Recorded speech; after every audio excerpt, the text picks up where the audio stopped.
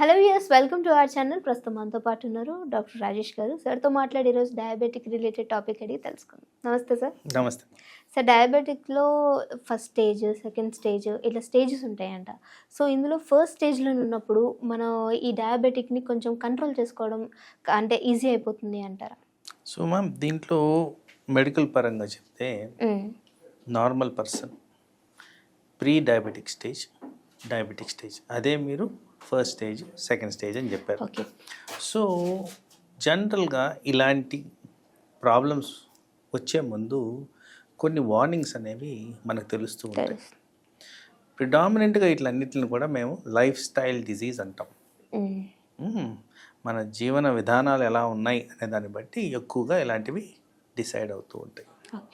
అయితే డయాబెటీస్లో ముఖ్యంగా మనకు కావాల్సింది ఏంటంటే, అసలు అందరూ అర్థం చేసుకోవాల్సింది కూడా మానసిక ఒత్తిడి వల్ల డయాబెటీస్ వస్తుంది. సరిగ్గా ఎక్సర్సైజ్ చేయకపోవడం వల్ల డయాబెటీస్ వస్తుంది. అధికంగా తినడం వల్ల డయాబెటీస్ వస్తుంది. Associated conditions, blood pressure, high cholesterol, thyroid ఇలాంటివి ఉన్నప్పుడు కూడా డయాబెటీస్ వచ్చేదానికి రిస్క్ ఉంది. సో ఇలాంటి వాతావరణంలో ఎనీ రిస్క్ ఫ్యాక్టర్ కనబడుతున్నప్పుడు, అంటే ఫ్యామిలీ పరంగా కాకుండా ఇలాంటివి కనబడుతున్నప్పుడు మనం ఫస్ట్ విజిలెంట్గా ఉండడం ముఖ్యం. అంటే ఏంటి, ఇది వచ్చే అవకాశం ఉంది కదా, దీన్ని నేను ఎప్పుడప్పుడు చెక్ చేసుకోవాలి, ఎప్పుడప్పుడు చూసుకోవాలి. చాలా మటుకు నా ప్రాక్టీస్లో నేను గమనించిందంటే, ఇదే కదా, మైల్డ్ కదా, పర్లేదులే అనే రకాలు ఎక్కువగా గమనిస్తాం, ఇది చెప్పిన తర్వాత కూడా. సో శాస్త్రం ప్రకారం ప్రీ డయాబెటిక్ స్టేట్లో కానీ ఉంటే యూజువలీ ప్రాపర్ మనం pre conditioning treatments, pre conditioning things చేస్తే జనరల్గా ఇది అట్లీస్ట్ 4 to 5 years పోస్ట్పోన్ చేసుకోవచ్చు అని చెప్తారు.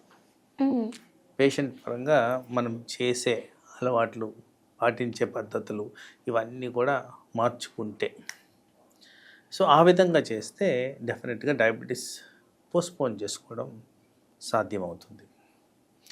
ఎందుకు ఇది ముఖ్యం అంటే, డయాబెటీస్ మూలాన వివిధ రకాల అవయవాల మీద తీవ్రమైన ఒత్తిడి అనేది పడుతుంది.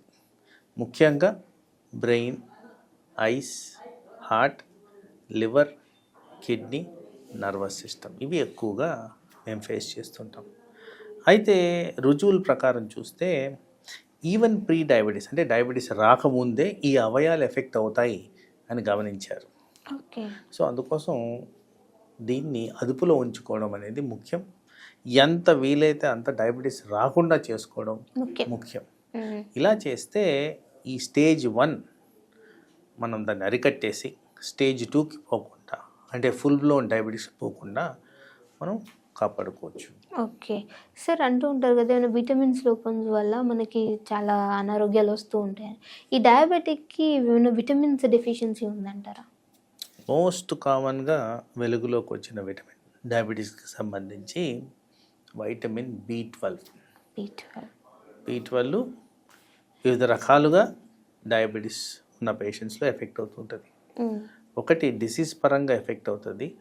రెండోది ఈ డయాబెటీస్కి వాడే ఫస్ట్ మెడిసిన్ మెట్ఫార్మిన్, దాని మూలాన్ని కూడా ఎఫెక్ట్ అవుతూ ఉంటుంది. సో అందుకోసం B12 విటమిన్ తగ్గేదానికి ఆస్కారం ఉన్నప్పుడు వాటిని చెక్ చేసుకొని సరిదించుకోవడం అనేది ఇంపార్టెంట్. సార్, ఈ క్యాప్సూల్స్ అంటే మనం ఏవైతే విటమిన్స్ ట్యాబ్లెట్స్ ఉంటాయో ఇవి కాకుండా ఫుడ్ పరంగా ఈ ఒక్కటి చేంజ్ చేసుకుంటే డయాబెటీని కంట్రోల్ చేసుకోవచ్చు అనే విధంగా చెప్పొచ్చు అంటారా? న్యాచురల్ పద్ధతుల్లో విటమిన్ B12 మనకు రావాలి అంటే ఎక్కువ శాతం నాన్ వెజిటేరియన్ సోర్సెస్ కనిపిస్తాయి.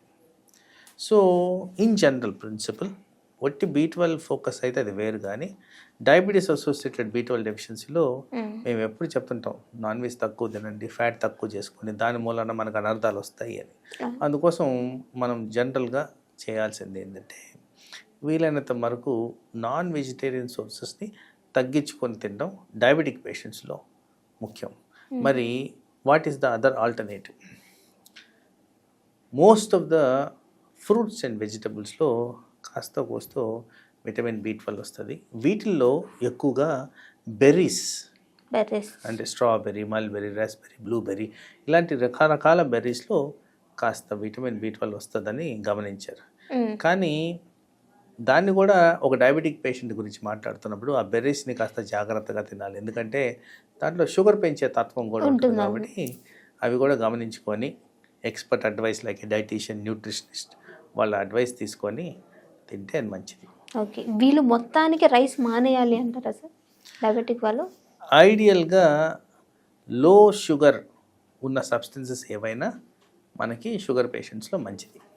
అయితే రైస్ అన్ఫార్చునేట్గా కాస్త హై షుగర్ క్వాంటిటీకి వస్తుంది. అయితే ఈ రైస్లో రకాలు ఉన్నాయి. దంపుడు బియ్యం, బ్రౌన్ రైస్, అన్పాలిష్డ్ రైస్, ఇలాంటి రైసెస్లో తక్కువ ఉండేదానికి ఛాన్స్ ఉంది కాబట్టి షుగర్ కంటెంట్ అలాంటి రైసెస్ తీసుకుంటే better. Okay, thank you so much sir. So diabetic related topic చాలా చక్కగా వివరించారు. నమస్తే. నమస్తే.